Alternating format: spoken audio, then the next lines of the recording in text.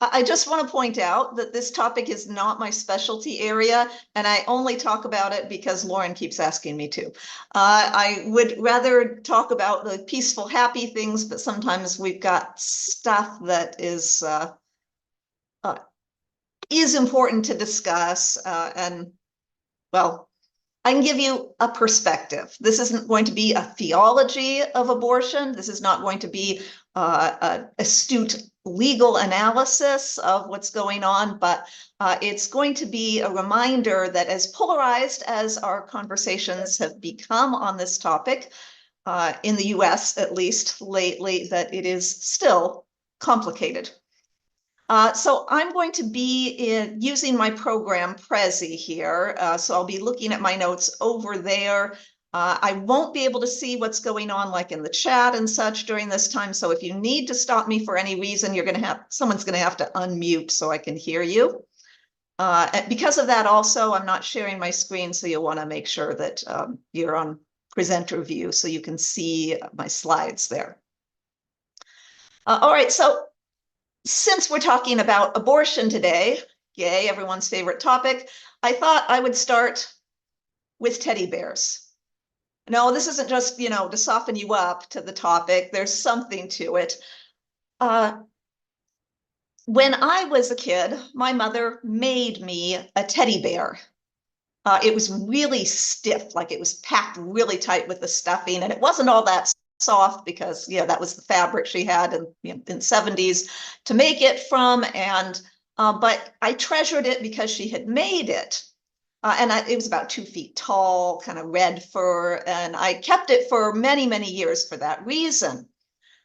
I also noticed growing up that my brothers, my 2 older brothers, each also had a bear that she had made.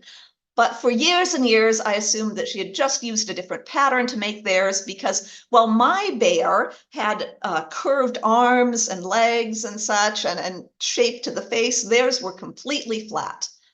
As I got older, I figured out that they had all been the same pattern. Theirs had started out that way, but as 2 brothers close in age, sharing a room, they fought a lot. And those teddy bears got used as weapons in their fight, kind of like having a pillow fight. They would hold them by the legs at the bottom and swing the bears. And over time, that had an effect on them. And so they got completely flattened out. And yes, as you can tell, this is the metaphor from which I'm going to be working today. Anytime a complicated issue, such as abortion, walks over the line into political debate, it can become a weapon. Just like the bear, it might have started out as something personal, valuable, even tender. But as we watch partisan politics over time, even the fights are less of a boxing match where we're all professionals. And it becomes more of an existential war where we feel like our whole survival is at stake. Anything can be a weapon, and the weapons get sharper. And this means that just like those bears, as we use the topic to fight with one another, they become flattened in the process. The nuance goes away, and it becomes a simple right and wrong. Our conversations are flat and confrontational, and we no longer recognize the depth and the shape. And of course, in the process, it's not just our ideas about these topics that get flattened.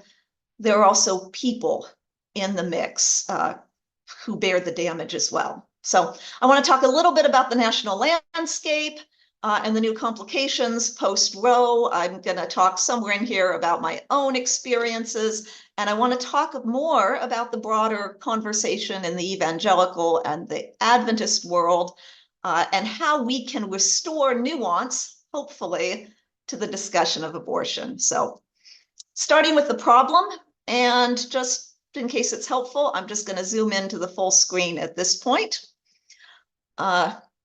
So June 2022, the US Supreme Court issued a ruling in Dobbs versus Jackson Women's Health, and the ruling said that women did not have a constitutional right to an abortion.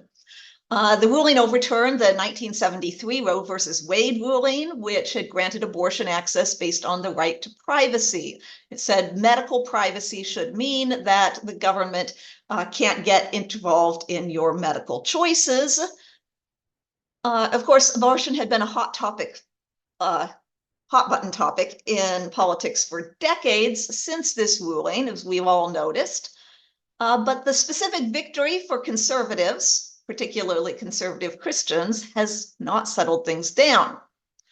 Instead, we have states passing dramatically different legislation about abortion, and things have just gotten more and more chaotic. We already thought the national conversation was uncivil, but right now it's more or less a shouting match. In the middle of the fight, our thoughts and feelings about abortion are getting flattened. We're busy defending ourselves, and it becomes an us versus them, a good versus evil sort of conversation. This map was made up May 1st, so just about a month ago. It shows where states have abortion restrictions and bans. You see the darkest area, the majority of them are full bans. Then getting lighter, we have 6-week, 12-week, and a couple of them are 15 to 18-week bans. Most of these include some exceptions. Almost all of them include some exemption for saving the life of the mother. However, it's become tricky on exactly how to interpret a threat to the life of the mother. And so doctors are sometimes worried that they will lose their license if you are not actually in the act of dying before they intervene. So that's complicated. Now, there are also some states, and I don't have a map of those, who have passed ballot measures or legislation protecting abortion access. Now, there are also some states, and you can see when I cut and pasted the graphics, I got just the images and not the wording there, but there are some states that have put a measure on the ballot for voters to directly vote this fall about abortion access. So Maryland, Florida, and New York all have a ballot measure that they'll give to the public to vote on about whether to protect abortion access. Then we got a number of states that are also considering ballot measures, but it's not yet clear if it's going to get on the ballot. And here you can see the 2 states in orange are looking at ballot measures that would restrict abortion access. The several in blue, 6 there, are looking at ballot measures that would expand it.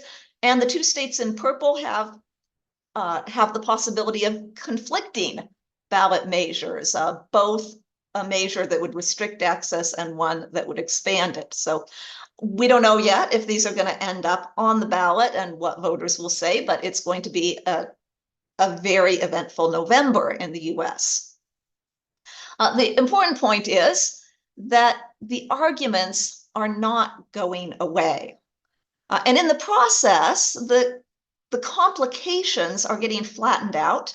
There are fewer exemptions and loopholes available, and this is impacting people in a lot of ways, some of whom were not intending to get abortions. Here's some Dobbs complications. How to define medical exemptions is probably the most important one. This picture here is Kate Cox. She lives in Texas. At 20 weeks, she was diagnosed with, or her pregnancy was diagnosed with trisomy 18. This is a condition that is not compatible with life outside the womb, and the expectation was that if she was able to carry to term, the baby would die not long after its birth. She had multiple visits to the emergency room with bleeding and cramping, and there was serious concern that she would have lasting harm because, of course, an untreated, unstable pregnancy can cause infections and long-term damage, leaving a woman sterile or even threatening her life. However, her doctor was worried enough about Texas's laws that she would not perform an abortion without a court order. Mrs. Cox was able to obtain that court order, but the Attorney General threatened her doctors and hospitals and said they would not be free from prosecution if they went ahead with this because he wanted to appeal this. And eventually, Kate Cox went out of state to get an abortion. And while she was out of state, the Texas Supreme Court overturned her court order, saying no, she was not eligible. You can see that the worry over legal repercussions is making doctors extremely worried about offering intervention, even in times when they believe it's the best choice.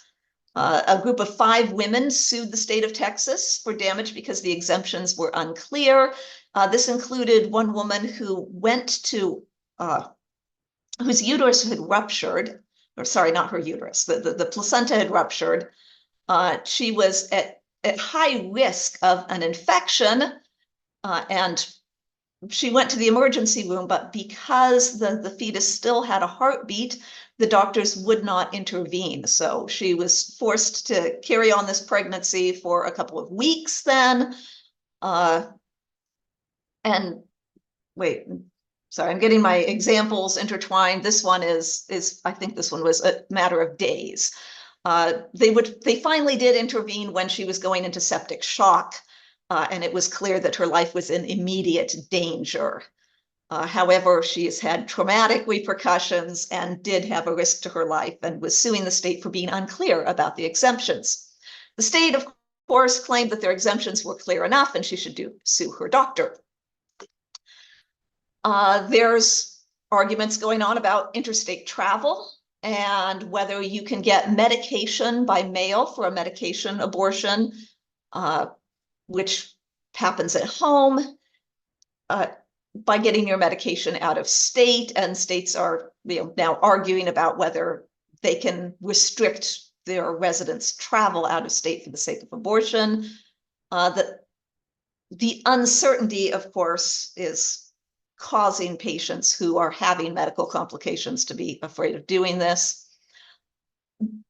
The complications also are hitting people who are not even pregnant. The day after the Dobbs ruling came out, one woman reported to CNN that she got a call from her insurance company saying that she would have to be weaned off her regularly prescribed medication for Crohn's disease, because the inflammatory medication, methotrexate, could cause miscarriage. It was not a medication used for abortions. That's not one of its regular uses, but at an extremely high dose, it could be used to treat an ectopic pregnancy. Other women reported the same thing. Their insurance companies saying that because of the threat of legal repercussions, they would no longer give them the medication that they were using to treat a chronic condition, because it could theoretically end a pregnancy, even though these women were not pregnant. Another said that her pharmacist refused to dispense it, saying that he needed a separate note from her doctor indicating it was not for an abortion. I remember also reading on social media somebody complaining that without any legal restrictions, a pharmacist had simply said, because this medication could possibly cause an abortion, even though I don't know that you're pregnant, I'm just not going to dispense it to you based on my own convictions. So these women are finding they have a real medical condition, which is being subordinated to a pregnancy, which is entirely theoretical. Miscarriage also has become more complicated. We have the story of an Ohio woman who'd gone to a hospital in the process of miscarrying, but for whatever reason, she checked herself out of the hospital and went home to complete her miscarriage. The fetus had already died in utero. That had been confirmed. It was simply being expelled.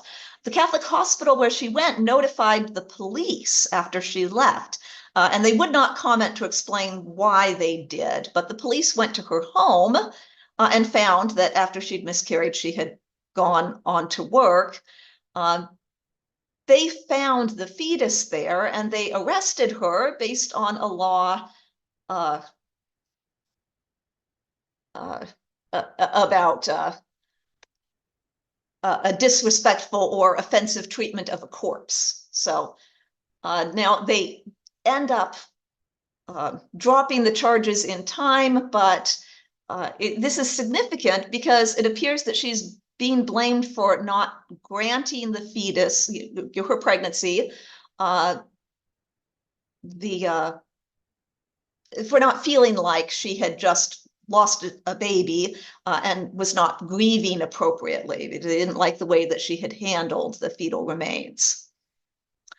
Possibly the flashiest story of all we have, in February of this year, the Alabama Supreme Court declared that embryos in lab storage could be considered children. There was a lawsuit of some couples who had embryos stored at a certain IVF facility. An unauthorized person had gotten into the facility and had apparently accidentally destroyed those embryos. Alabama has a law that allows parents to sue for the wrongful death of their children. And that law also included unborn children. That is, you can be held liable for causing someone a miscarriage. The court decided, though, that this law also applies to embryos, even if they are not in a pregnancy. So essentially defining them as people, at least for the sake of civil litigation.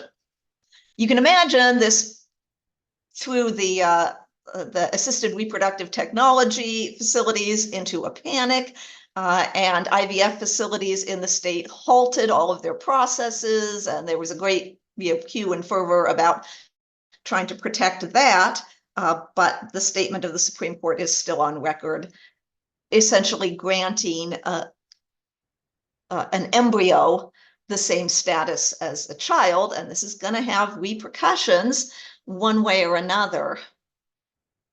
So you can see a lot of people who want to have children, or at least don't want to have abortions, or even people who are not currently pregnant are being impacted negatively, and sometimes their health being threatened because of the changes in these laws. And of course, if an embryo can be legally granted personhood at conception, then reproductive assistance is just going to be fraught with criminal liability. This is a problem. We've got a significant problem in that the changing standards for abortion are causing chaos, and it's affecting people's lives dramatically, let alone the issue of people who are seeking abortion for other reasons. We have a bigger problem, though. And this is the loss of nuance. As our political climate becomes more and more of a war zone, our language about abortion becomes more and more pointed, I should say, just going back to the weapons metaphor. We have lost nuance. And because of that, all of these people in these circumstances are getting flattened over because of an ideological battle over elective abortion.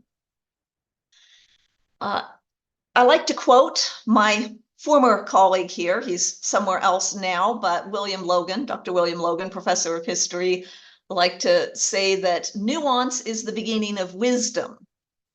In an educational institution, we try our best to help people, young people, to see issues are fraught with nuance, and that the simple conclusions we come to have impacts beyond the simplistic ideas that we want them to focus around, or that is that we want our ideas to be like. It's nice to have a good pithy statement, to be able to, get into your character limit on social media and post something and get lots of responses.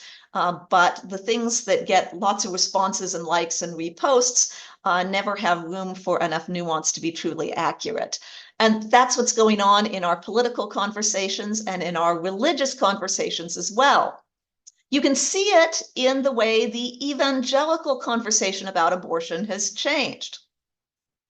Now, in the early 1970s, most of the conservative Protestant world was not that deeply engaged with abortion. There definitely were exceptions to this, and Catholic Americans certainly opposed abortion. Of course, the Catholic Church also opposed contraception, and the evangelical church wasn't really willing to go there. So early on, it's seen as a Catholic issue. You can see the change taking place in the Southern Baptist Convention's resolutions. And I found a site that just listed a whole ton of them, all of the SBC resolutions throughout the 1970s and 80s up to 2006, all of those that were about abortion. And we won't go through all those, but I wanted to show you what things I found. We start out very moderate. In 1971, we've got this statement that acknowledges that there are extreme views and they want something that's not extreme. So they support access for specific needs. In fact, here's the statement. Actually, this is a little piece of the statement. They say, therefore, be it resolved that this convention express the belief that society has a responsibility to affirm through the laws of the state a high view of the sanctity of human life, including fetal life, in order to protect those who cannot protect themselves. So they say this should be an issue in which the government has something to say so that we as a culture still respect human life. Be it further resolved that we call upon Southern Baptists to work for legislation that will allow the possibility of abortion under such conditions as rape, incest, clear evidence of severe fetal deformity, and carefully ascertained evidence of the likelihood of damage to the emotional, mental, and physical health of the mother. And I just want to point out just how very different it is to say the likelihood of damage to the emotional, mental, and physical health of the mother, compared to saying in order to save the mother's life as she's dying. There's such an extreme contrast between this early language from the SBC and the legislation that's currently being pressed and adopted in conservative spaces now. All right, well, that was 1971. That was before Roe versus Wade. In 1974, a year after the Roe ruling, the SBC once again affirmed what they'd said in 71. So not really any change, even though Roe has happened. But over time, the wording of their resolutions becomes stronger and more polarized. And you can see that change going on. So in 1976, they referred to non-therapeutic use as selfish and that this would be dangerous because it would cause us to have less respect for human life in general. However, the final resolution said we still want to have very limited government involvement in the decisions about abortion. Over time, by the way, this limited government involvement statement gets repeated several times and then dropped somewhere in, I think it was about the 80s or maybe the 90s. As the decades go by, we've gotten increased intensity of language. In 1980, they say abortion ends developing human life. So ending of life is certainly going on in there. In 1982, they say that both the Bible and medical science say that life begins at conception. And as we go on, what I noticed most of all is that there are specific bills and policies that are named, and they'll say, we believe that Southern Baptists should support this bill or oppose that one, and they're encouraging political activism on the part of their members to get involved in it. So supporting or opposing specific bills and policies. We've got a very politically aware and politically involved perspective on abortion. Now, the Southern Baptist Convention is only one group, and the body that votes these resolutions doesn't necessarily represent every member. But this is the largest Protestant Christian group in the United States, and it is a fairly good indicator of the change that's going on. I did find also a 2024 Brigham Young University, well, this is the Mormon University report. It was based off studies others had done, but they were surveying conservative Christians' views about abortion. And the summary of it was that as they expected, there was a growing intolerance among evangelicals for elective abortion. Abortion when it was optional, when it was meant for considered to be birth control, or because of for non-medical or traumatic reasons.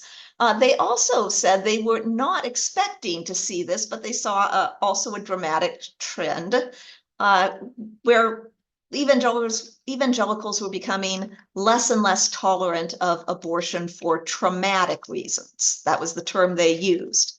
This would include medical emergencies or medical threats, rape, and incest. We also see the same shift happening in the Seventh-day Adventist Church, possibly less dramatically, but still there. The Adventist Church has made two major statements that I know of about abortion. In 1992, the General Conference voted some guidelines about abortion.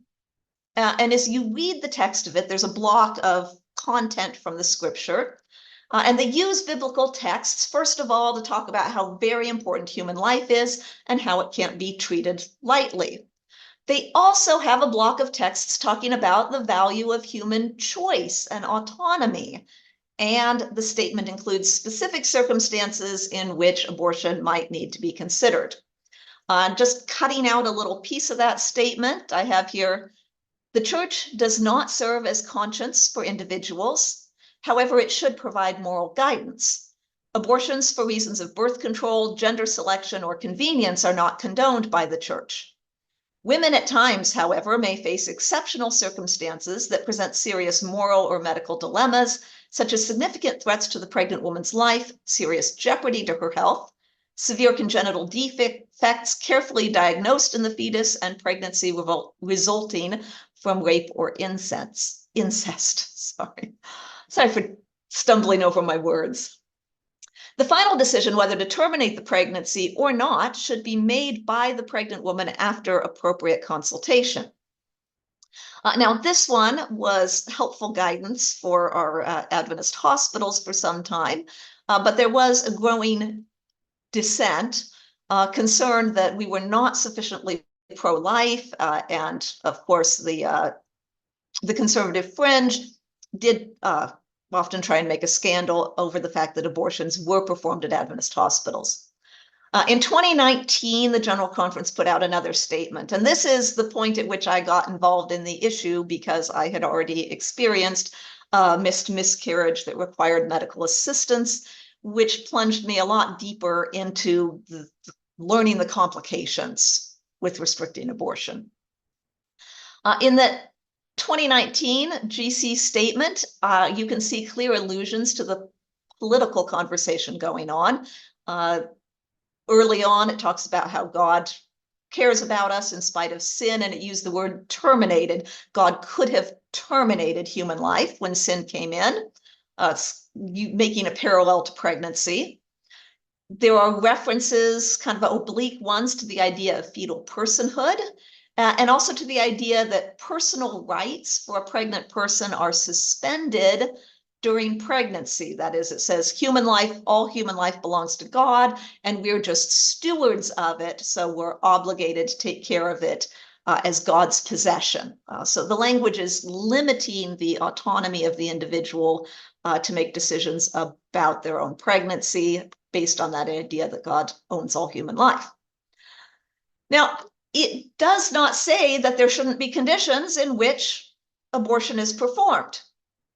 But there were delegates who went up to the microphone urging that some of these exceptions, like rape or incest, be included in the language, and that was firmly resisted. So the theology section only discusses the value of human life, leaves out the bit about human choice, and that completely omits the reference to therapeutic or traumatic causes for abortion. My guess is that this is a response to conservative worry that we're not pro-life enough and we might get out of sync with a more polarized evangelical world. Okay, so this is our loss of nuance. I I definitely have an opinion, by the way. You already can tell that I've been raised in an environment that was pro-choice. But I'm not here today to argue for a pro-choice position. I want to argue for the value of nuance in our conversations, especially our spiritual conversations, because there's so much at stake. So I'm going to briefly, boy, has to be very briefly, talk about my story and about the nuance I think that needs to be included. I've previously talked in more detail about my story, about my happy ultrasound at 6 weeks, and then my 9-week ultrasound, which showed that I had a miscarriage. The fetus had died, but my body wasn't aware of it, and that I had to have medical assistance. But I've been into a lot of places that in this abortion and fertility conversation. I have been barren.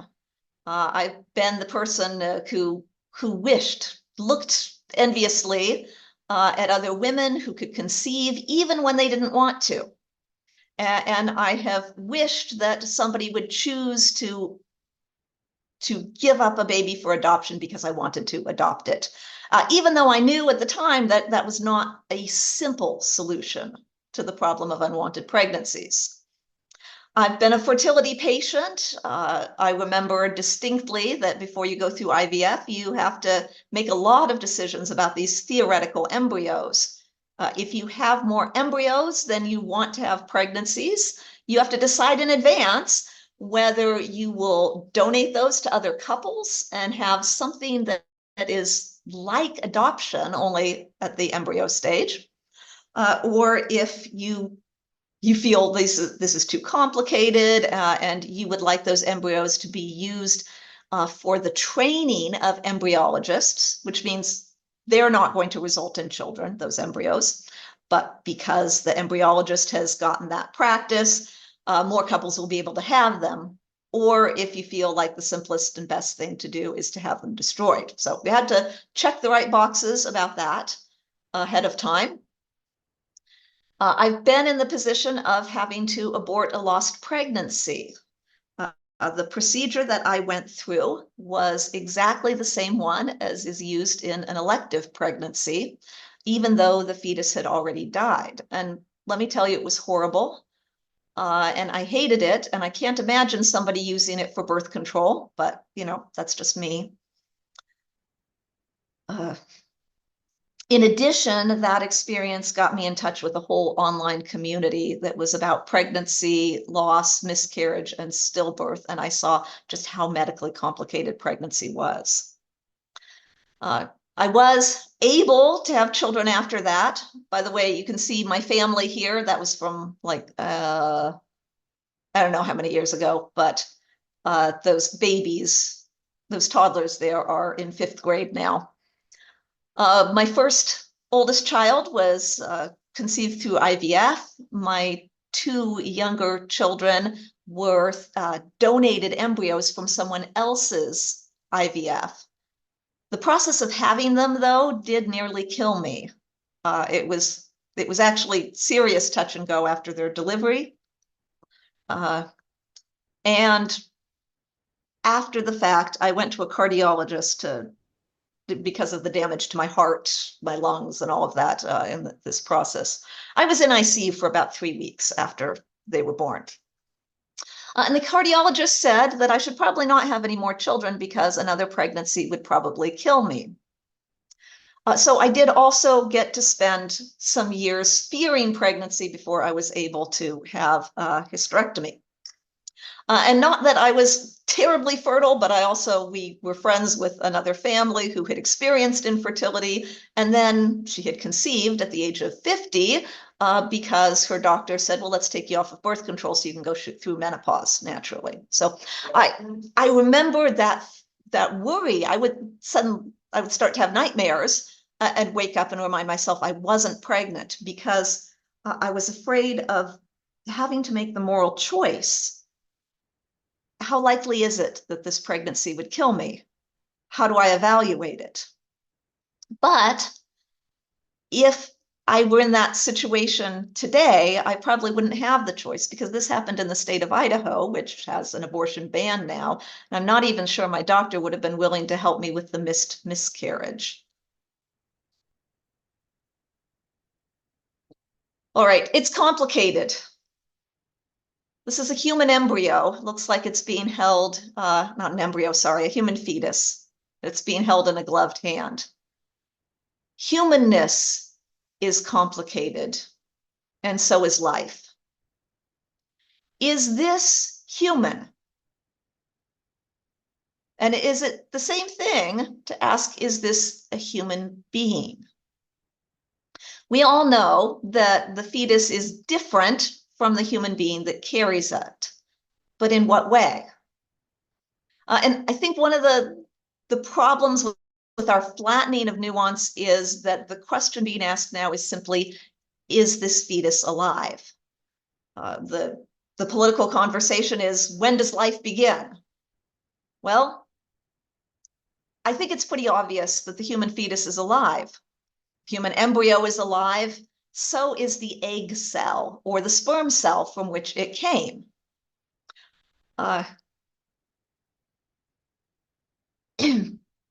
Once that egg is fertilized, it's not just alive like every cell in the body, but it also has a unique genetic code there. And I see that my colleague Brian Ness is on here, and he can probably say a whole lot more about that, but maybe we'll have a conversation afterward here once I get through all this. So there's the question about it being alive. There's this stage in which an egg is fertilized and it becomes a unique life, but still deeply dependent on the human host, the parent. And whether or not this is a human being is a complicated question, because it certainly doesn't look like one at first. The fertilized egg is something like an amoeba, and yet it is human in type, and it is becoming a human being. And here's where the theology comes in, because this, of course, will become a human being if nothing goes wrong, but there are a lot of chances for something to do that. In the evangelical world, if we believe in an immortal soul which is separate from the body, then we would get to argue about, when does that soul come into existence and join that developing fetus? And the current consensus appears to be in the pro-life movement is that happens at conception, as soon as it becomes a unique genetic being, even before it implants in the uterus and becomes a viable pregnancy. By the way, I believe it's something about 1 in 4 fertilized eggs will actually implant and become a pregnancy. Traditional Jewish thinking, with the idea that we become a human soul rather than having one. Sorry, I'm losing my place here. Ties that becoming a human soul to the breath of life, so there's room to disagree. My instinct is that it isn't really helpful to try and pinpoint a place where this becomes a human being. This is human in type, and the degrees are just a continuous process here. There's no point at which we can say that's when I became a human being. It's kind of like becoming an adult. It was always just happening. The more important issue, I think, is this the image of God? And it is. Human beings are created in the image of God. As this embryo becomes a fetus, it's growing into a human being, it is growing into the image of God. And that means that its humanness can't be taken lightly. It's sacred. Even in its embryonic stage, it has to be respected. And that's why abortion can't be just healthcare. It is, of course, sometimes healthcare, but it's also complicated.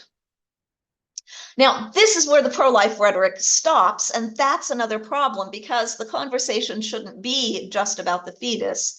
It's also about this person as well. We looked at the fetus and said, is this a human being? I want you to ask the same thing about this picture. If the human fetus is becoming the image of God, what about this woman? What about me? Is she the image of God? Am I? And if we are, then what are the implications of it? What does it say about the value of my humanity when I could be denied medicine for a disease based on the fact that I might possibly become pregnant? The high prioritization of the fetus has had the net effect of pushing down the value of the human being carrying them. The press to give full fetal personhood to that fetus has had the effect of diminishing our view of the humanness, the autonomy, and the agency of the person carrying them. When my pregnancy is likely to kill me, and lawmakers believe this is a moral dilemma, I can't help but say I'm offended because I feel like I'm being considered less than human for it. Why is it not a given that I, as a human being, can outrank the human in the making inside of me? I believe that abortion has to be treated as something more nuanced than healthcare, but it certainly can't be treated as a simple issue of whether it's murder or not. We have two entities and they are intertwined. And as long as their best interests align, we're good. But when they come into conflict, we have to have a priority. Okay, so nuance is important, and we're losing nuance. I hope I've convinced you of that. What can you do about it, though? Where do we go from here? If we believe it's complicated, what do we do in a world that doesn't believe it's complicated? This is what I think we should do. Just to bring us around to something happier, I think that you and I do have an opportunity to make a difference. How? Well, we'll start here. First of all, we lose our nuance when we're fighting, right? We're fighting because we feel threatened. When we're threatened, the other is the enemy. We cannot have a nuanced conversation when we are under threat. I condemn others for their perspective, or they condemn me for mine, because we have a sense of fear. So if I'm going to start by refusing to condemn, because that's necessary to have a conversation, I need to separate myself from my fear. Now, I'm not going to say this is easy. I think there's real reason to worry. There's a real possibility of threat from the outcomes of these political and religious conversations. But I also know, I teach history, and nearly every atrocity in human history is committed by people who were convinced that they were the ones at risk and they were the ones being threatened. I have to resist that kind of thinking myself. So I have to keep an open space apart from my worry and refuse to condemn others in my conversations. What else? We need to talk about it. Having conversations is really scary, and it's easy to avoid them because there's risk. We want to have happy conversations, but there's no way you can put nuance back into the conversation if you're not willing to talk about it. That means that we're giving the conversation over only to those who want to fight about it. And that's not okay with me. Talking about it is complicated. I want to avoid using shortcuts. We make an assumption that another person agrees with us or disagrees with us, and we can short circuit the reasoning behind it and simply use this coded language that says, well, okay, this or that. Try to avoid the thought shortcuts and talk out the process longhand. It's important to acknowledge problems. If this conversation is not a fight, then I can admit that my perspective has its limits and its weaknesses also. I certainly can't I can't encourage someone else to see the weaknesses of their position if I say that mine is unassailable. And also use imagination. We have to be able to see from other people's perspectives, why is that convincing to someone else? What would it feel like to believe this? All this is helpful in having real, meaningful conversations. I can't change someone's mind unless I have some empathy for them and am able to create a relationship with them. I can't force my way into a mentoring or leading relationship.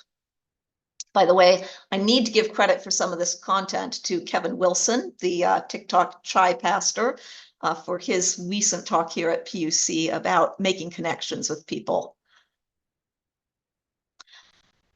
If I'm going to talk about it, I need to also be willing to listen to it. I have relevant experience and information, but I know my perspective is one-sided. If I can shake off my fear of the other side, then I can afford to be curious about it. And that means I can listening with empathy and to learn. This doesn't mean I'm going to change my mind, but I want to be able to connect with other people and to understand them.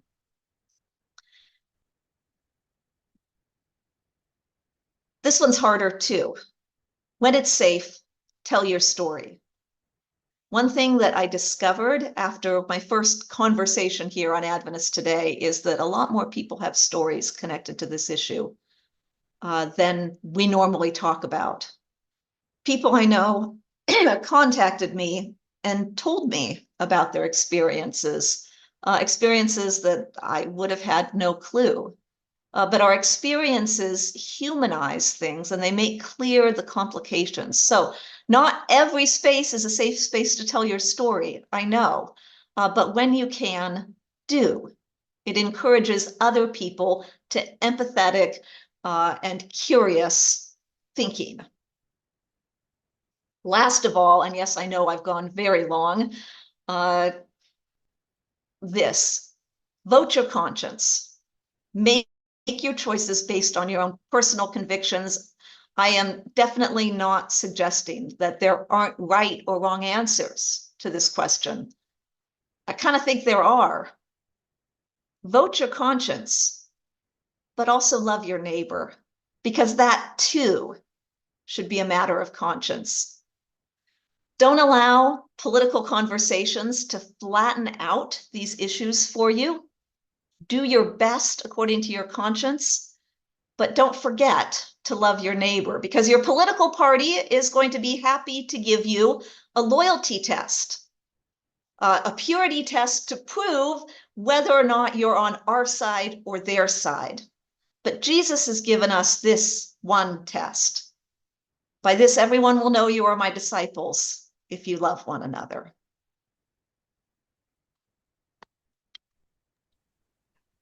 Thank you so much, Laura.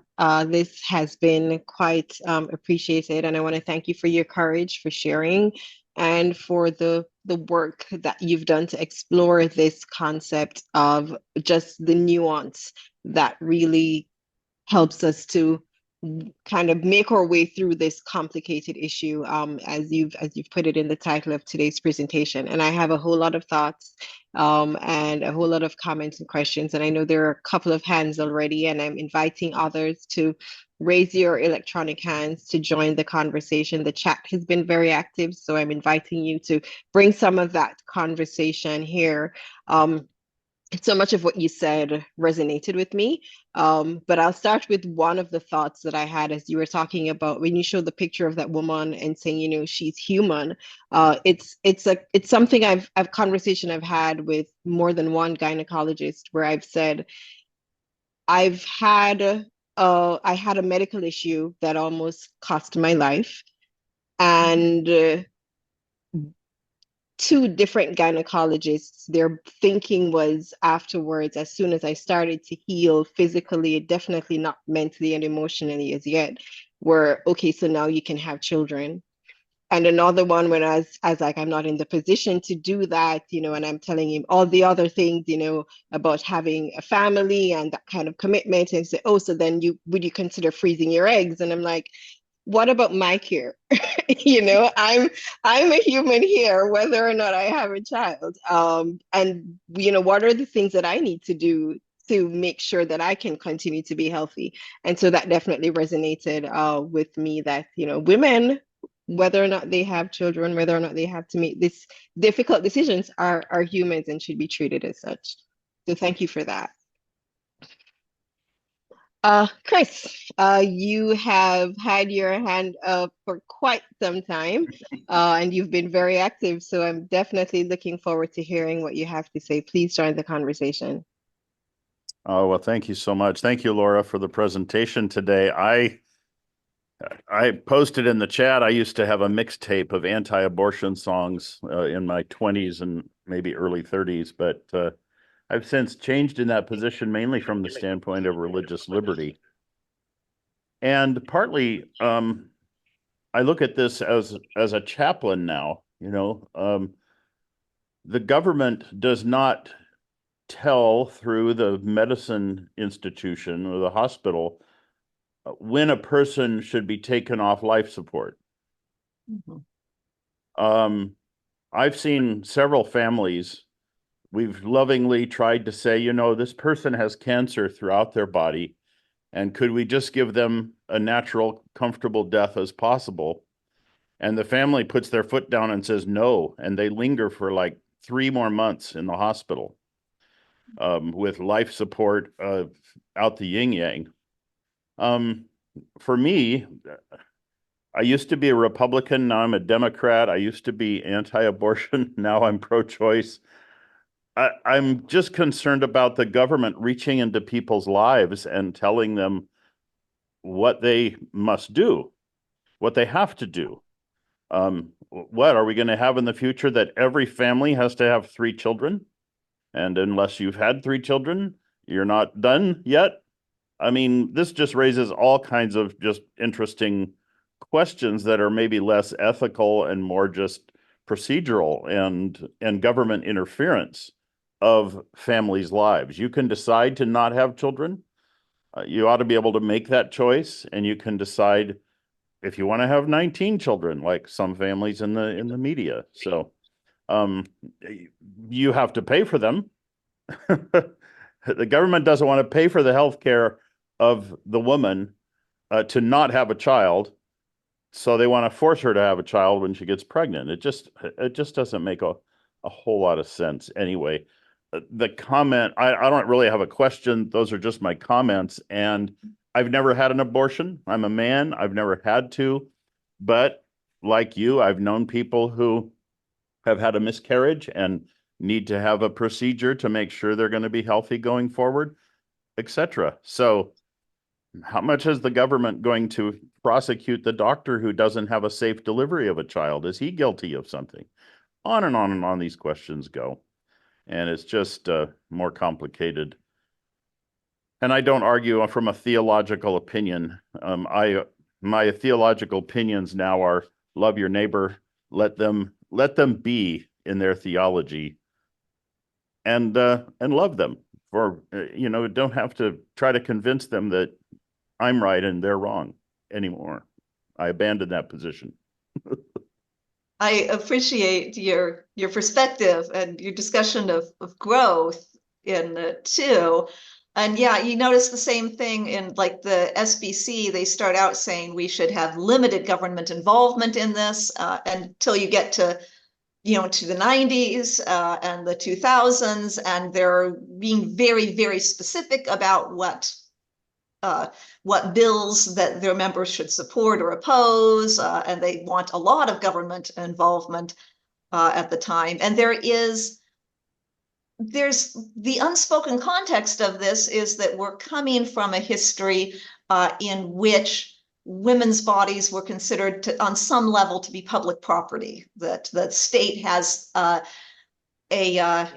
interest, a legitimate interest in your pregnancy, and is therefore entitled to intervene and restrict what you can do about it. And this is, of course, inextricably, let's say inseparably, twined to the reduced legal status of women in the past. The remnants of this remains in how we think about pregnancy in the present.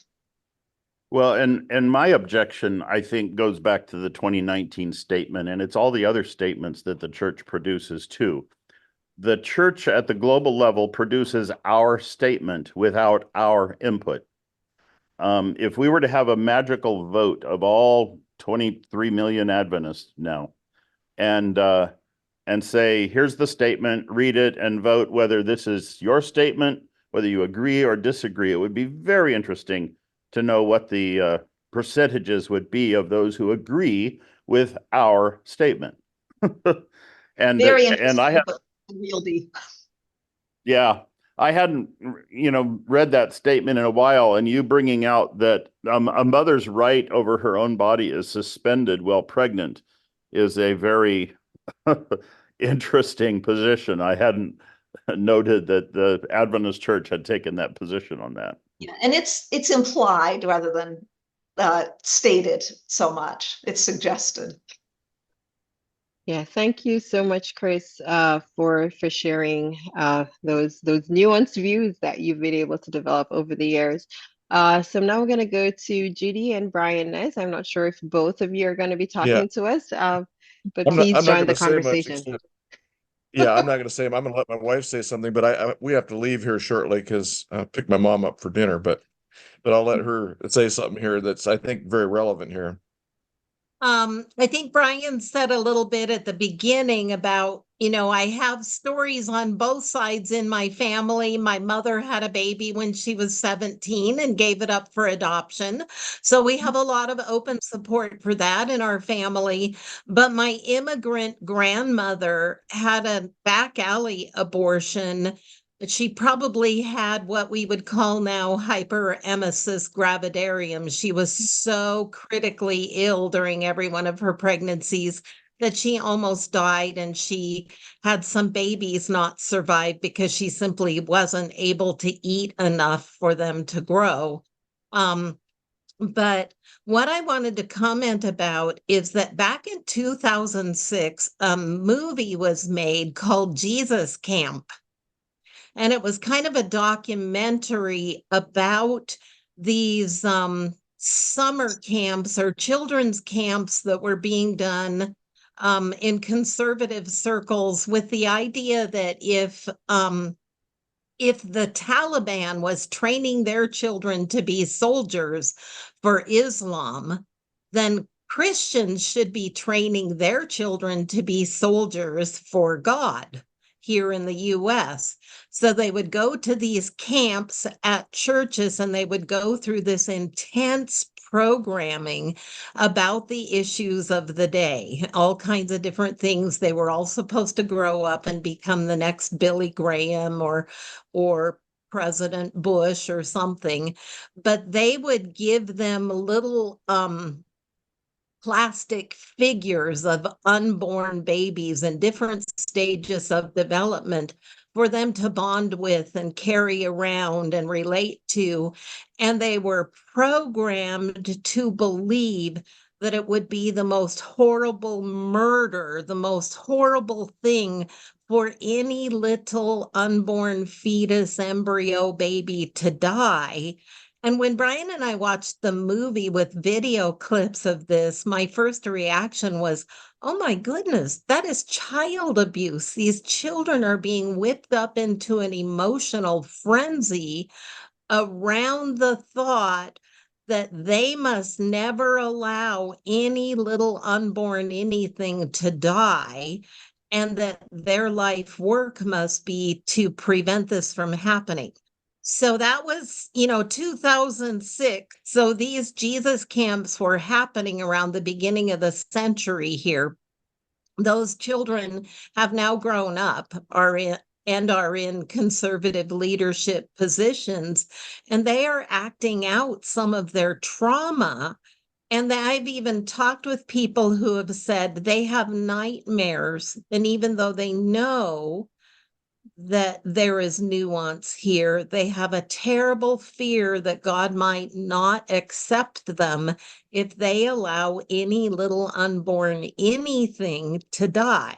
So it becomes kind of a one issue thing, but some of it is based on this very traumatic, weird experiences in these camps.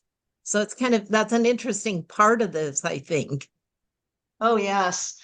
That's the vivid illustration that the lack of nuance in our conversation can do harm outside of the realm of people who experience pregnancies. Yeah, definitely. Thank you so much, Judy, for sharing. Lauren, we're gonna now go to you. It's time for you to join the conversation. Yeah, Judy, there's a lot of, I've often thought there's a lot of child abuse that passes under the heading of religion, such as telling little children, as people in my generation were, that your Roman Catholic neighbors were going to be persecuting you any day now. That's child abuse. And I determined at the beginning of my ministry that I would never do that, and I never did. So anyway, but let's go back to the topic at hand. Laura, when you first told this story years ago, I find it very moving, because so many of us, as Chris affirmed, don't come at this topic from the point of view of somebody who's actually faced it.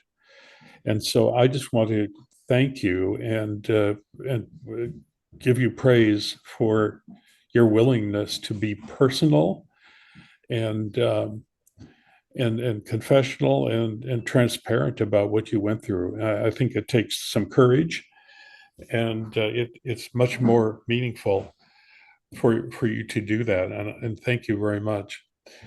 Let me make a little bit of a response from my point of view. There was a meme that's been floating around for some years, and it said and I can't remember precisely how it went, but it said, if babies were the issue, there would be free childcare, there would be free obstetrics, there would be free coaching, pregnancy coaching. We would make it easy and inexpensive for babies to be born. We would make adoption something that would be very accessible and easy to do, if babies were the issue. And I found that meaningful, and I posted it on my page, and one of my friends came back and was very angry with me. They assumed that meant I was pro-abortion somehow. No, but I will say this, that neither side in this debate, to me, Laura, is really pro-family. To say to a poor woman, you have a choice. You can abort your unborn baby. Oh, that's not really pro-family. That's not really affirming of their lives, really. I mean, it's probably better than a better choice in some situations. But to say you don't have a choice, you have to have this baby, and once you have it, we don't care what happens to you and your family. That's not very pro-family either. And I'm really struggling with that. And I tried to say this to my friend, and she just didn't get it at all. She could not, like you said, the nuance isn't there. She could not see that if you really cared about babies, you care about them all the way until as they were children growing up. She cared about that one thing, that the baby in the womb is allowed to be born. That's it. And so I'm trying to see how we could make us, whatever our statement is, that it would be in favor of families, that it would help families to be happier. She, I don't, maybe I'm wrong. I don't think anybody is like pro-abortion. Hey, everybody go out and get abortions. I don't, well, maybe somebody is, but I don't think it is. I think the thing that we're trying to say is, how can we make families be happier? Mhm. So I don't know. I'll just let you react to that. I don't think either side presented in its very starkest thing, oh, you've got a choice or you don't have a choice, is very conducive to families. Oh yeah, I agree. So when we get into conflict, we end up distorting our own perspective in order to be the opposite of one another. So yeah, there is some political rhetoric at posters at protests about wanting more abortions and trying to take it very casually, which is just as unrealistic as those who want to say there's never any excuse for an abortion. That, you know, the procedure itself it's physically uncomfortable. You have this loss of privacy, and it's invasive. I don't think anybody really wants it. What we want is not to have unwanted pregnancies. And statistically, the policies that actually reduce unwanted pregnancies are access to birth control and the financial means to support children when we have them. If we didn't have to choose between, if I have this baby, I'll have to give up my job or I'll have to drop out of school or something like that. So raising the child more viable certainly does also help. Now, how that translates into outside of the conversation about public policy, what Christians should do is another thing. And I will say that both the SBC statements, the Adventist church's statements, both of them all affirm being supportive and loving to families in crisis and giving material support where possible. So that's one of the Right. positive things. But yeah, it is basically complicated. So As someone pointed out here, and the bombing of abortion clinics in order to support anti-abortion, or that sort of very angry, hateful way of looking at it. It's just incompatible. And as many have pointed out, we are very much against abortion, but we're very much for capital punishment. Again, you have this dissonance that we don't know how to deal with. I'm done. Thank you, Laura. This was excellent, and I really, really appreciate what you're doing. thank you for your comments. Thank you so much, Lauren. Yeah, definitely appreciate those views. Bray, Bobby, please join the conversation. It was a great discussion and really enjoyed the presentation. My only, I don't know.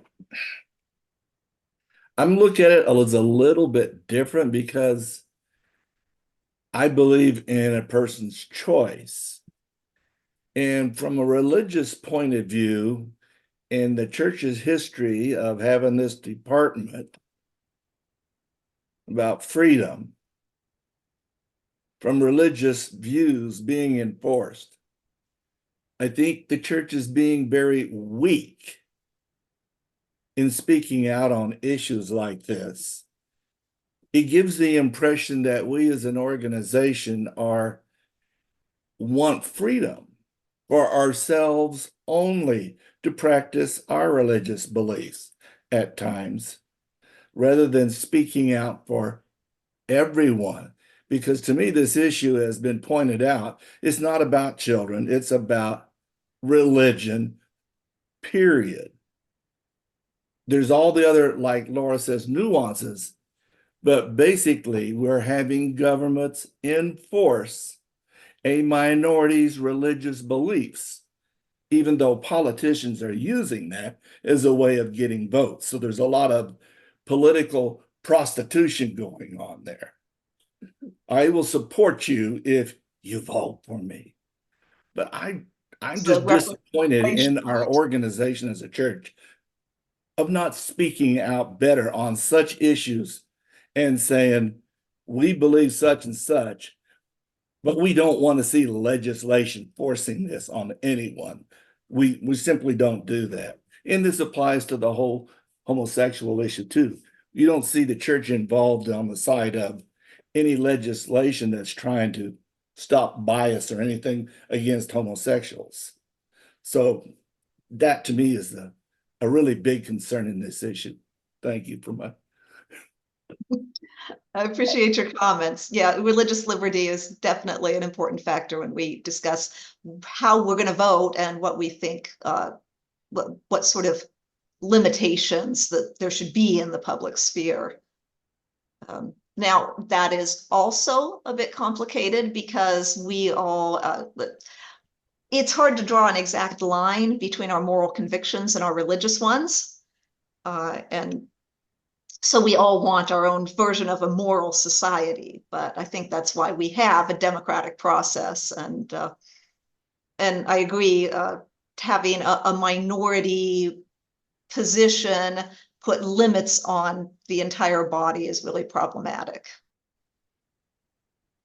Yeah, thank you so much, Ray, for sharing. And you reminded me of something, Laura, and I'd love to get your thoughts on this. And that is about having or politicians make informed decisions around policy. And I'll share how I've been affected by that in my own work. So I work in the sustainable energy space, which has become very politicized between funding for fossil fuels, climate change, and deniers and all of that. And recently I saw something in the US that completely blew my mind, where they were passing legislation for energy efficiency standards for appliances, just saying that, just make sure that the large consumers of electricity in your homes, the stoves, the fridges, the washers, dryers, that they're energy efficient. And there was a whole thing on the Senate floor that they were anti-US companies. And I'm like, I didn't understand it, because when you looked at the data, a lot of these companies that were manufacturing appliances in the US already met these energy efficiency standards. But that was the rhetoric, they're passing these laws because they're anti-companies. And I'm like, where is the space for or policymakers making informed decisions based on the science, based on the data, based on what is actually happening in people's lives? And I don't know, and I see this as very similar, where the decisions that are being put forth are not being put forward based on the actual science, the actual data, the actual people who are being affected. And I don't know, how do we get back to that kind of a space? Yeah, that's a big deal too. I've seen clips of lawmakers claiming that an ectopic pregnancy can be just moved to the uterus and become a viable pregnancy.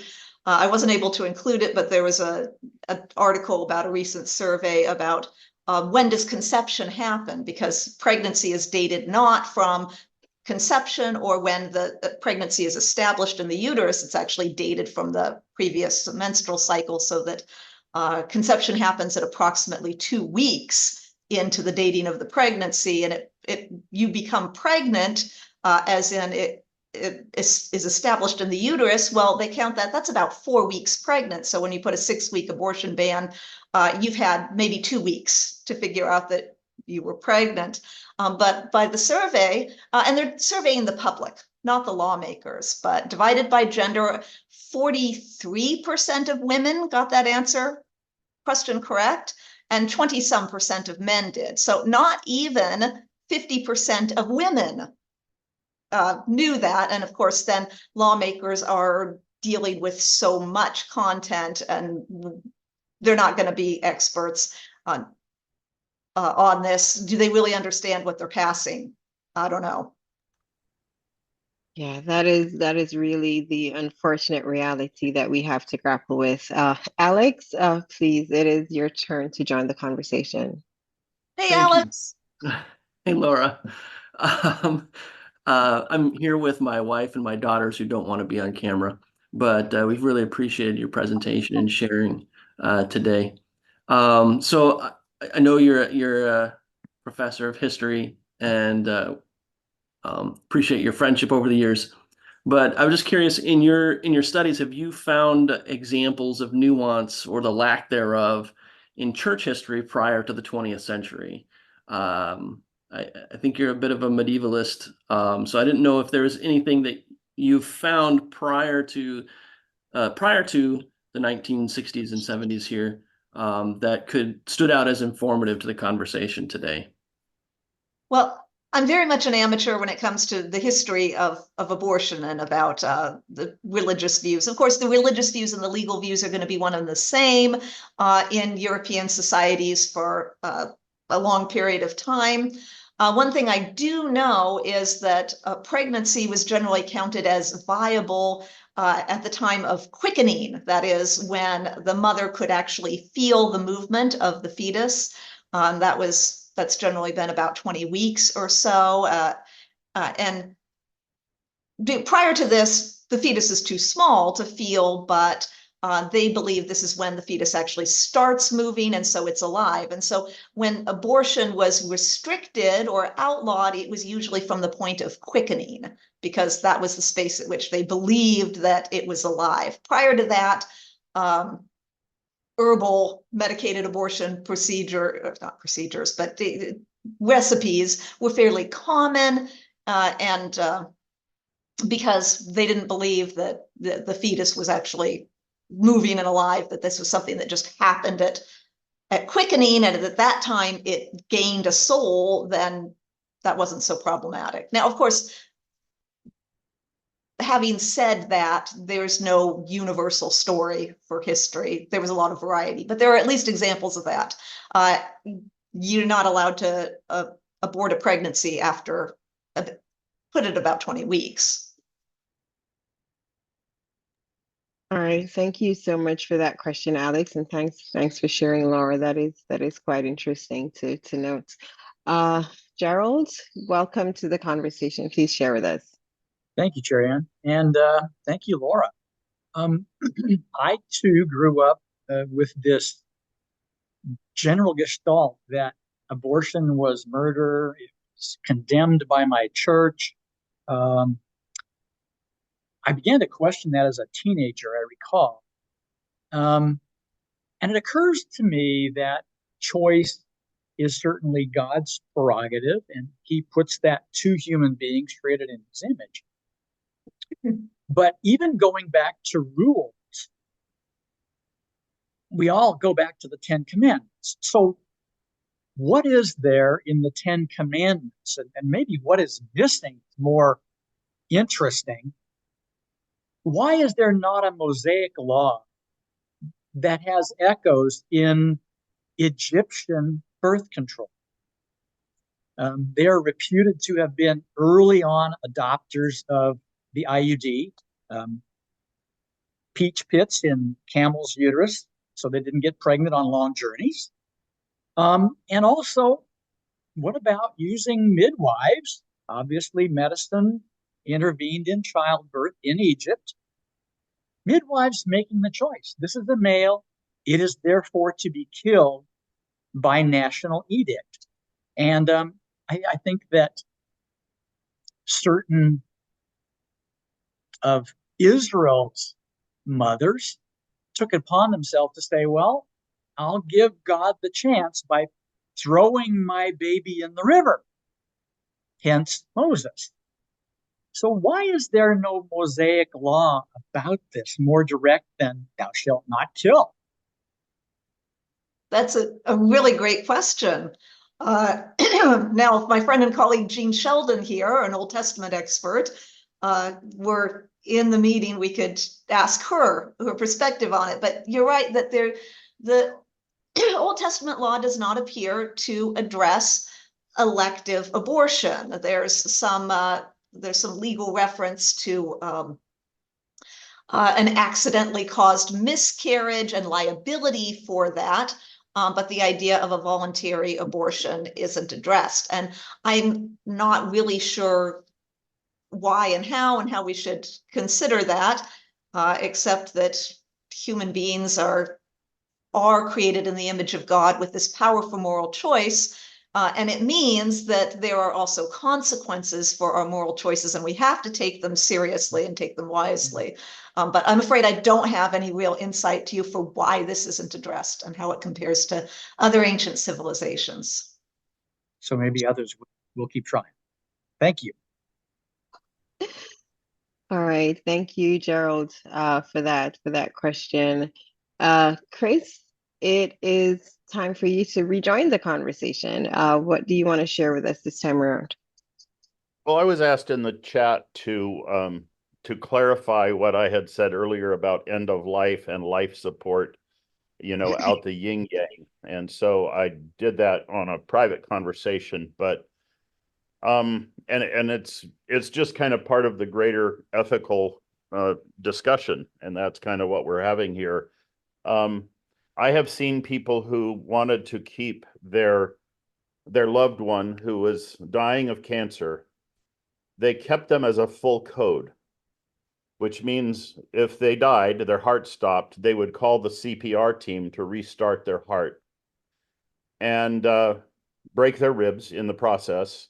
And if you didn't know, CPR is only about 6% effective in the hospital, much less other settings. Probably result in a noxic brain injury.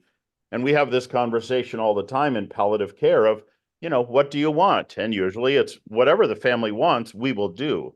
But then those of us who work in the field, we go away and kind of mutter and say, boy, I'm sure glad that's not my loved one that's that happening to. The verse I put up in the chat, Laura, is the Exodus 21 passage of if a man strikes a woman and she gives birth prematurely, he's to be fined. No harm, no foul. Baby's okay. Everybody's okay. Okay, pay a fine what the court allows, what the husband demands. If the baby dies, then it's life for life, tooth for tooth, burn for burn, wound for wound is what it says there. About the very next verse is if a slave has an eye poked out, the slave goes free. There's no retribution against slave owners. If he loses a tooth, the slave goes free. It seems that on a nuanced position throughout Scripture, not all life is the same. The slave's life is not as valuable as the master's life. Those are kind of the discussions we're making. Does a baby's life equal the mother's life? Does it suspend the mother's rights? Even if she should die, the baby stays in the womb, if at all possible.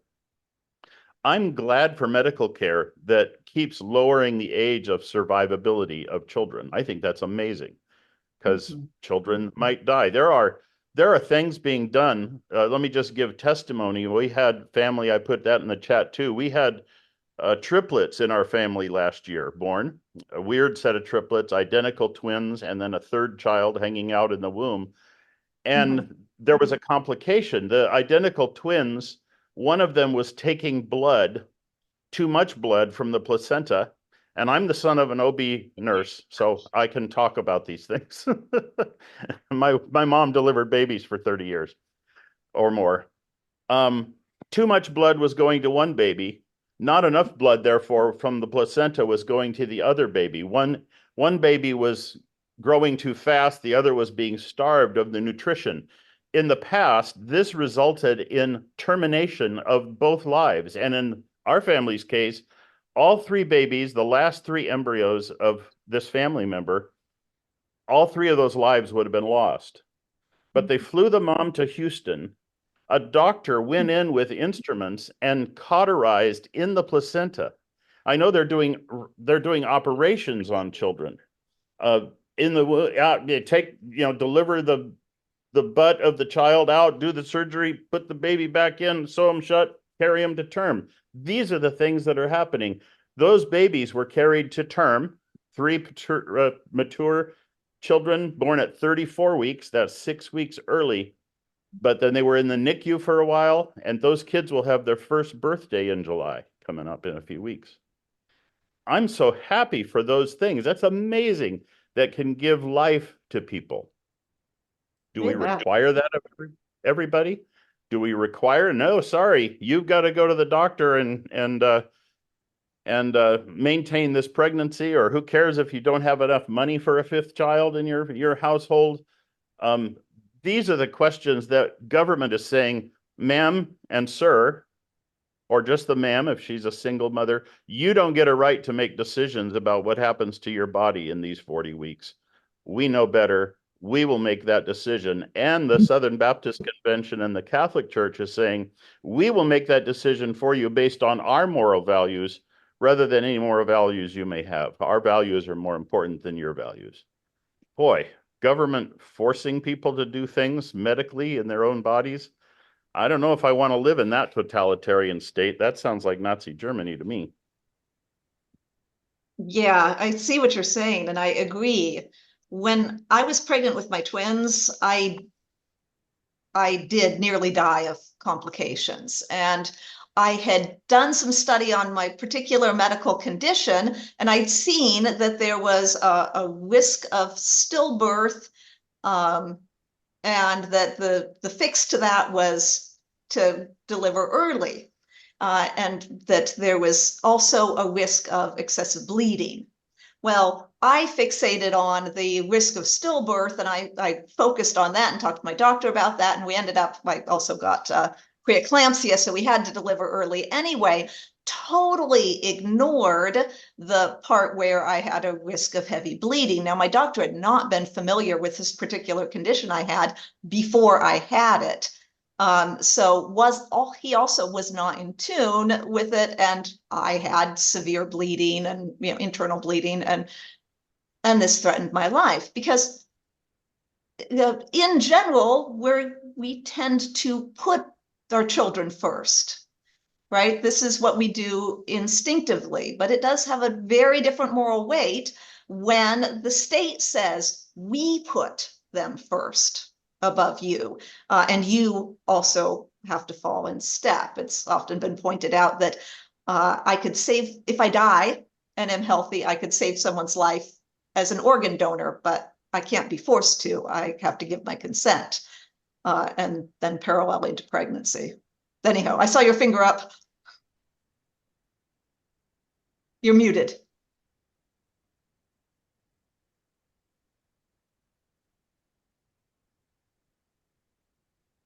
Sorry, that was my fault. I prematurely That's muted okay. you, Chris. Well, one follow-up to that, and I had 2, and then I lost the other comment, but relative to our Adventist health message was interesting. My parents had enough love where they considered to foster a child and maybe even adopt a 3rd child. When they went through that process back in the 1960s, I was already born, as far as I know. When the state found out that my parents and our family did not eat meat, we were a lacto-ovo-vegetarian family. And so when they found out we did not eat meat, they refused the foster appointment, the foster placement, because obviously that child was going to shrivel up and blow away and not be healthy, not have enough protein. That's the way things were in the 60s. Yeah. Anyway, that's my 2 cents worth a second time around, and thank you. Yeah, thank you so much, Chris, for sharing with us. Gina, please go ahead and join the conversation. Thank you, Sherry. I'm a retired, thankfully, attorney, but I've worked about 40 years in the court system. And I'm always amazed when people say, well, you could get a judicial order. If there was really a need, you could get a judicial order. And it's like, I've been in front of judges my whole career because my specialty was trial advocacy or litigations, where I was in the courtroom more than I was ever in an office. I've seen a lot of judges. Like every profession, they're on the bell curve. If you're really lucky, you get a judge who's really smart and very compassionate, but that's not typical. You get judges who have very busy calendars, who may or may not have had a lot of time to review your case carefully. And if you get an attorney who's not a very good advocate for you, you have no chance. If you're a woman, you don't really want to talk about your uterus. People are intimidated the first time they go to court. This is an embarrassing topic. Do you think a woman would be likely to bare her soul and put all the facts in front of maybe a compassionate and knowledgeable judge that she gets if she's lucky?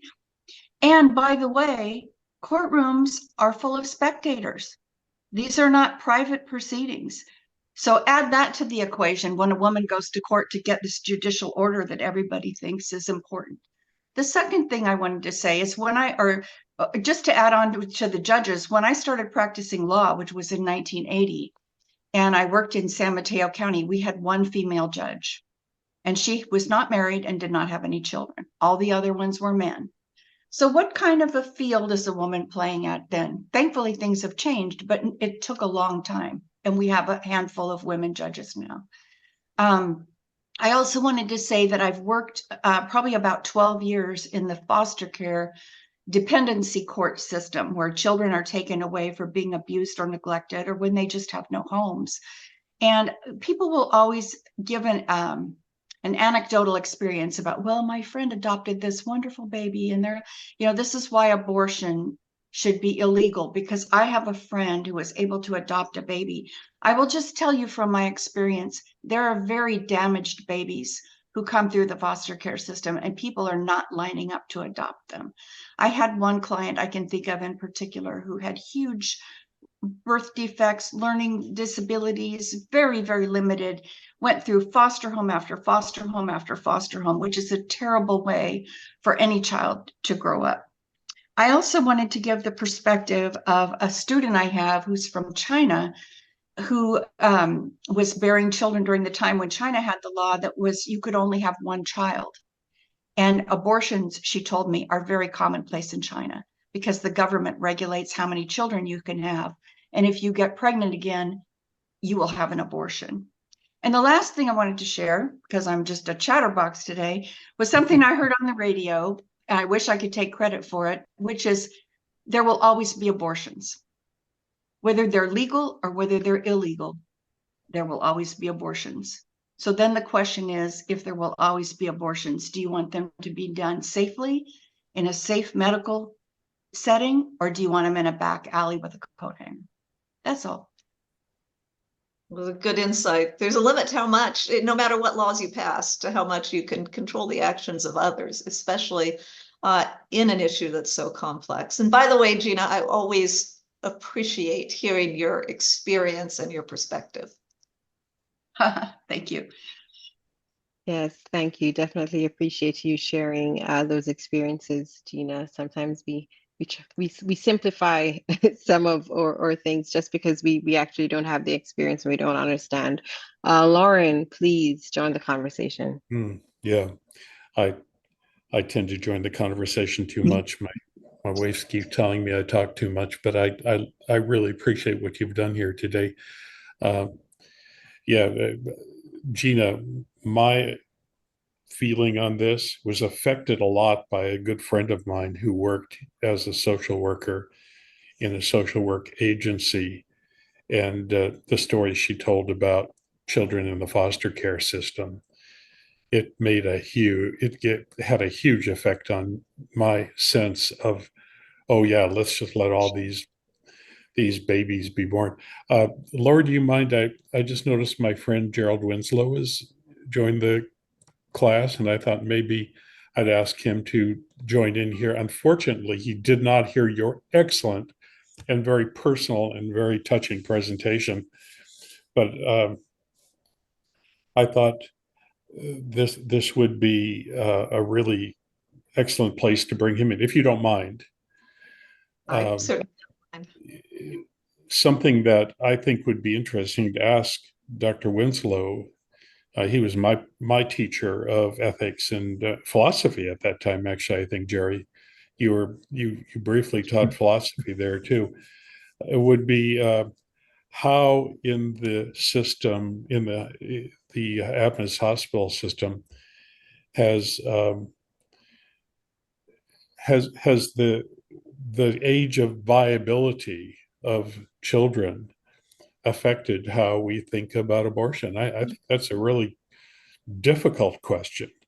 I think it was Chris who gave the example of babies being able to be nurtured in the womb much earlier than they once were.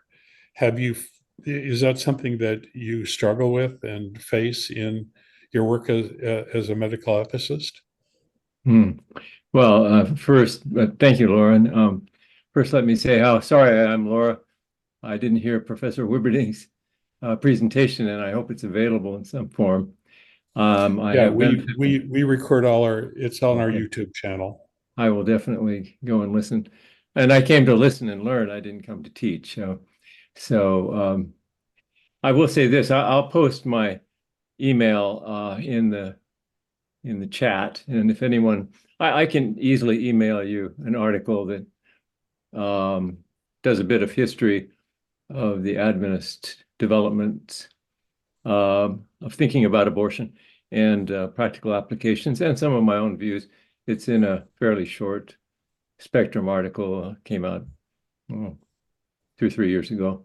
Anyway, I can easily send that, and rather than try to say much about that now, other than I think that what goes on in the Adventist health system is widely misrepresented, and in ways that I think are very unhappy and untrue. So I would just take this opportunity to say that we try to take a careful, nuanced view, but as I said in a chat to one of you earlier, these discussions need to rise above the level of bumper stickers. I think you know what I'm talking about. I have a collection of pictures of bumper stickers, pro-choice and anti-abortion, and they all try to capture what is an immensely complicated topic in a few words, often intended to be humorous, and I think are often more often offensive. So those of us who work within the Adventist health system, as I have for decades, know that we try hard to address these issues with careful nuance, but we're here to practice evidence-based medicine in a sensitive, spiritually nurturing way. And because I've worn the beeper and been called to do ethics consultations in the hospitals, sometimes in the middle of the night, I have gone to talk with doctors and patients and families at 2 a.m. and I see one OBGYN here, so I'm intimidated to even use the language, but one of my friends is OBGYN who's on this Zoom meeting, and he will understand the language of placenta previa with the creta and the patient's bleeding in this case, hemorrhaging with many units of blood going out, and we're running out of the blood of that type, and confronted with an awful choice. In the one case, I'm thinking of a mother of 3 children who very much wanted this 4th pregnancy. And now she and her husband are confronted with a serious threat to her life, and they make an agonizing decision to remove the pregnancy. That was a emotionally wrenching decision. The next night, I don't get called to many of these, but the next night, in the middle of the night, a case of a woman with a 1st pregnancy, very much a wanted pregnancy, a Hispanic young woman who's very much against abortion, but her life is in danger. And finally, a decision is made to terminate that pregnancy and thereby lose her capacity to have children of her own in the future, as it turned out in that case. And I would just invite all of you to think about the fact that many of these decisions are complicated and the bumper stickers don't work. They will leave the OB/GYN that was on that second case in tears at the end of that decision. How could she not be when you think about the implications? Well, enough from me. I just am making a plea that we not misrepresent what goes on in the Adventist systems, and that we also realize that these are often agonizing decisions. And I take it that Laura's presentation already helped us to see that. I hope you'll all rise above the bumper sticker.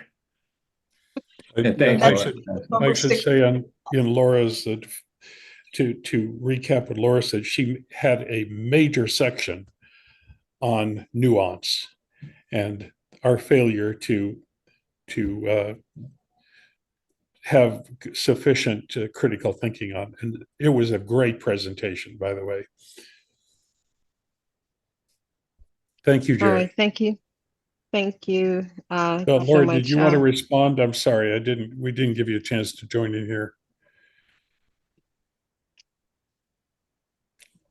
Laura? Yeah, I definitely. I think that rising above the bumper stickers would itself be a pretty good bumper sticker. There's no slogan that's going to encapsulate the complexity of this. And we shouldn't pretend we have answers that we don't. It's the people who are feeling their way through this foggy landscape who can best advise one another. Mostly we just need to support them. Yeah, thank you. Thank you so much. I'm gonna go to Jerry. I'm gonna ask you to unmute and join the conversation. Okay, can you hear me? Yes, we can. Okay, maybe I just take a quick second, come out of hiding. Thank you. It's an interesting conversation. I can recall when my wife and I were young, I had a sister who ultimately died of brain tumors of a genetic disease, neurofibromatosis. And we were practicing voluntary contraception in the event that our child, an unwanted pregnancy, might be born with the disease. In spite of our efforts at prevention, my wife became pregnant. This was in the early 80s, and we went to University of Washington through their genetic counseling. At the end of it all, they said the risk of a birth defect was less than common birth defects, and encouraged us to maintain the pregnancy. We did, and we have a son we're very proud of. He's in his early 40s and one of the leaders at Netflix.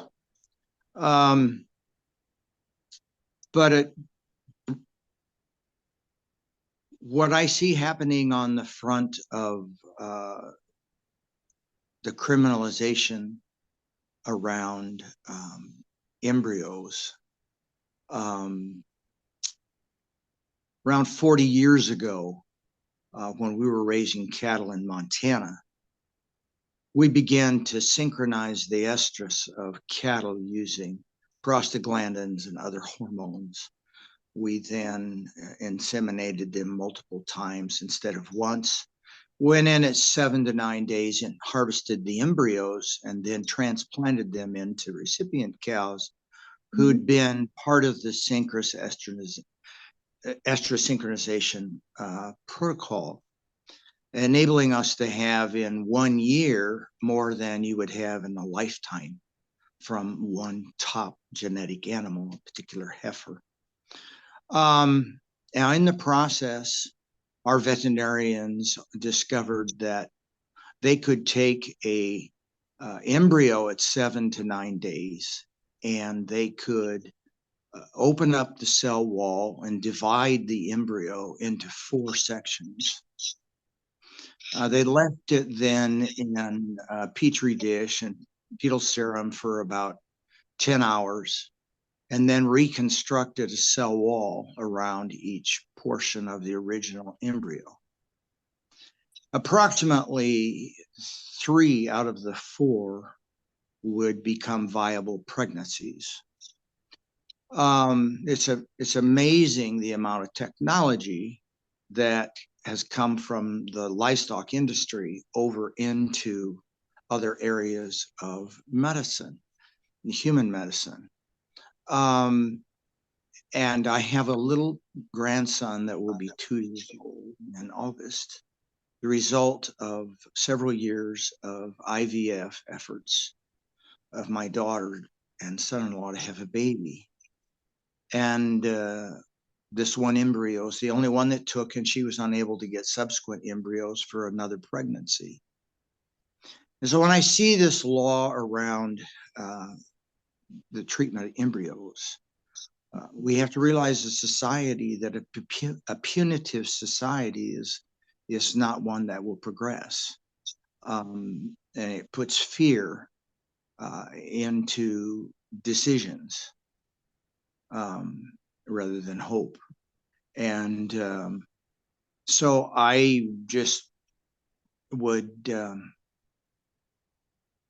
I would like to say how appreciative I am of science and expertise and people who dedicate themselves to breaking down frontiers and what veterinary medicine and what I call human medicine has meant for the advancement of life across so many different fronts, and also what it has made possible in terms of her advancements in fertility and the ability of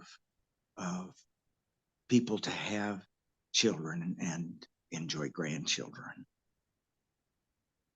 I appreciate all of that perspective, adding to the layers of complexity too. I didn't know about the advancements in embryology and veterinary medicine. I do hope that you also share all this complexity in your conversations with others, because it helps all of us to learn from each other, to see more nuance in this really complicated issue of human life. Yeah, thank you so much, Jerry, for sharing. Ed, welcome to the conversation. Please go ahead and share your thoughts with us. Thank you. Laura, I want to say I appreciate your openness and your courage to talk to us today, at least about some aspects of your presentation. Lauren asked, his fault. I did ask, but I had already heard her do a previous presentation on this, so I knew that for me, Laura, the fact that you have experienced this in your own life is a huge advantage. I don't like people just talking off the top of their head. You have actually experienced this, and that made it very personal. Absolutely. It adds a lot to credibility. I don't have a comment because I feel like a pretty much total ignoramus on this subject. I keep searching for the sweet spot, which I find to be elusive. But I have a question that I'd like to ask you, Laura, and Jerry Winslow, both, if you wouldn't mind. Have you found a philosophical or ethical bedrock to how you view this subject? Is there like a one-sentence statement that expresses the foundation on which you build your views on the subject of abortion? If so, I'd certainly love to hear from both of you. Well, I have to go back to the fact that there aren't any easy answers, so you got to let people feel their way through it. But I took an ethics class from Jack Blanco in the 90s, and I remember in discussing abortion, him first of all affirming the importance of respect for the image of God. It really actually sounded kind of like that first SBC statement, we have to protect the image of God, but we have to give priority as we do. Now, he used the term a human symbol. He called the fetus a human symbol rather than a human being, and then granted the woman carrying the pregnancy as the human being, and saying the human symbol is super valuable, but still has to be subordinated to the human being carrying them. And I'm comfortable with that, but that doesn't make any of the decisions we have to make with threatened pregnancies or complex family situations where the pregnancy may not pose a physical threat, but is still somehow an existential threat. None of these decisions are made easy because of it.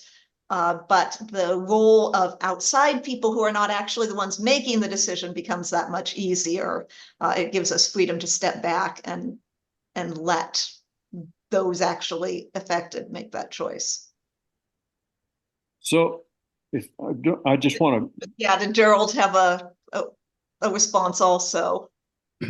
Yeah, I just wanted before you talk, Jerry, I want to confirm what I think I heard you say, Laura, is that the mother takes priority in some way in decision making. Is that, did I hear you accurately? Yep. Okay, thank you. That's what I think, that it has to be. That I don't think that we can equate the fetus and the mother as having equal priority. I think she has to be given higher priority. Oh, thank you. She's probably going to give that fetus very high priority if she possibly can. But, yeah. Yeah. Well, Ed, thanks for the question. I always feel like it's awkward for men to address this issue when women have already spoken and our job is to listen. So I'm going to be sure to listen to Laura's presentation. Have you ever noticed, I'll just invite all of you to recognize the fact that a lot of times in these conversations, men go on and on and on about their strong convictions without suitable humility, I think, for the topic. After having acknowledged the complexity of the issue, I'm reluctant to give one foundation. But then as you said what you did or asked the question, Ed, yeah, I'll venture Romans chapter 13, verse 8. Owe no one anything except to love one another, for the one who loves another has fulfilled all of the law. Every other norm that we state, every principle, every rule in Christian ethics is subordinate to that one rule. Love doesn't do harm to the neighbor. And the problem, of course, is which is the neighbor in this case. And we've had endless conversations about when an embryo becomes a neighbor or a citizen, or I have my own views on that, which I'll be glad to send in that article. But to say that we favor life only, or that we favor choice only, is, I think, to really trivialize the issue, because who wants to live a life that is devoid of choice? You think of Patrick Henry saying, give me liberty or give me death. Many of us would say, well, give me liberty or let's negotiate. But the fact is that liberty is pretty precious as a value in Adventist thinking. We even have a magazine under that title, right? We have stuck up for that notion. And we've gone to bat in court for religions and their religious liberty, even when their practices seemed very strange. We can give examples of that. So I think we shouldn't step too heavily on some of these values that are dear to us. And that's probably enough said to me. That's the one foundation that I'm most certain about. And I'll add this little footnote that's in the article that I'll send you if anybody wants it. I think the church, the Adventist church, had a fairly nicely nuanced statement that was adopted officially in 1992. And it was very helpful, I think, to medical students and medical institutions and others for decades. But as many of you know, the church turned a rather hard right turn a few years ago And that document was replaced with one that was much more what you might have expected from, let's say, the religious right of this country. And just for the record, if you pick a typical religious right institution or organization like the Southern Baptists, it may come as a shock to a lot of people that the Southern Baptists had a very nuanced statement on abortion all through the 1970s and 80s.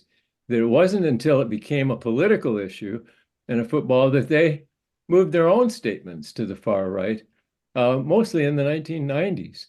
So a lot of people are not aware of that. I wish that our church had retained its 1992 statement. It's still available. I think I can find it and send it to you. But even the new one that takes the turn to the right acknowledges that ultimately the decision belongs to the one who's pregnant. Mm-hmm. I mean, who else is better situated to make that decision? I was a chaplain, Ed. I was a chaplain at an Adventist hospital at a time when a committee made up entirely of males decided which women could have abortions and which ones couldn't. I'm embarrassed from that part of history. And I'm glad that we've moved beyond that. Enough said for me. Thank you, Jerry.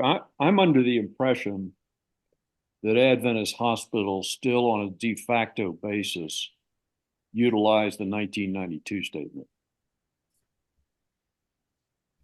All right. Thank you so much, Ed, for that question, and Jerry, Laura, for those responses. We are at our unofficial ending time. And so I'm gonna pause and I'm gonna invite Lauren to come in and share with us about what's coming up so that those who need to leave can leave, and then we can continue the conversation in the virtual foyer. Lauren? Yeah, thank you. This has been a really great presentation. I'm so thankful for it. And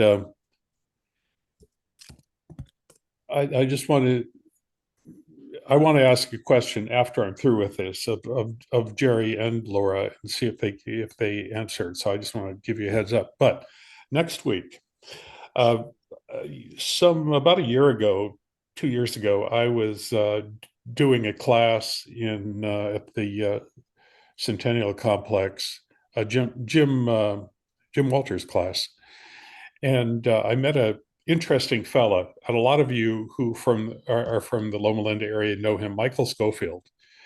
Michael's a character and a really real numberhead. I mean, he just goes so deeply into things, and we like to do something like that once in a while. So I was talking to Michael the other day, and he said, "Do you realize that the Adventist growth curve is not as optimistic as the evangelistic reports would have you believe?" And he has done some real good. It's called attention economics, is what he's going to be talking to us about next week. And he's going to be talking about how the Adventist growth curve, both in terms of money and people, is struggling. The Adventist growth curve is struggling. We're not the big growth engine that we once thought we were. So this should be really interesting. Michael always interests me, and he always has something. So Michael is going to be talking next week. We also have Olive Hemmings coming up. She hasn't given me a topic yet. Jody Washburn is going to be speaking to us in June. And Horace Alexander, who always does great Bible story analysis. Horace's specialty is in the Bible as literature. And so this should be very interesting. I just made an appointment to have Lena Taves speak to us, and that will be coming up in July. So we've got some interesting people on our list, and but next week is going to be Michael. And the question I want to ask, somebody had mentioned this and maybe Jerry, I don't know if you can answer this, or I don't, this is something I don't understand, as somebody else had asked it, and I said, I'm not exactly sure. There is a lot of talk now of by politicians saying, well, maybe we should restrict contraception completely. You not allow contraception. I'm puzzled to understand what the reasoning behind that is. I would think if you didn't want women to have abortions, you would make contraceptive methods very available, but that doesn't seem to be the case. What is it? What do you know about this? I'd be pleased to defer to Laura if she wants to speak to that. Well, maybe while you're thinking of it, let me just drop this footnote in because it will come as a shock to many people here. There is a case, you can Google it, Griswold, Griswold, Griswold versus Connecticut. It will come as a shock to many Americans that until that case was decided back in the 1960s, it was illegal in many states to procure or to sell birth control. Let that sink in for a moment. Griswold secured by constitutional rights the notion of privacy that married couples could make that decision for themselves. Imagine living in a society where that was not the case. Anyway, the reason that that's being discussed now as having been a mistake is because at least one Supreme Court justice has indicated he thinks that Griswold was mistaken, that people should not have. And why was it mistaken? Because it found in the Constitution a right to privacy, and no such right is actually specifically listed in the Constitution. Well, I won't go further into that except to say, yeah, don't be too surprised if that comes back around, because the arguments for Griswold that led to its success in the courts have been used as the same arguments that give a woman a right to decide about what happens with her body on the basis of privacy. So that's why they get connected. Now, this has been Roman Catholic doctrine for a long time. Does this have anything to do with the fact that several of these very conservative justices are Roman Catholics themselves, do you think? Well, they won't say that, of course, but one has to wonder, let's put it that way. Yeah. Yeah, if I understand Roman Catholic doctrine, it's not just birth control in terms of those ones that could be argued that they prevent implantation, is birth control of any kind. Yeah. Right, because the reasoning is that it's unnatural, and based on Roman Catholic teaching about natural law, which doesn't have so much to do with the birds and bees kind of nature. Natural is being used as a word for that which is rationally accessible to the human mind. We should know by reason as human beings that some things are natural and some things are not natural, and birth control is unnatural. Unnatural, okay. Laura, I'm sorry, I interrupted you. Oh, well, I was going to say something very similar. Yeah, Dobbs specifically denied that there was a constitutional right to privacy. Right. A number of things that we take for granted as current rights were based on the right to privacy. Abortion, birth control, interracial marriage, and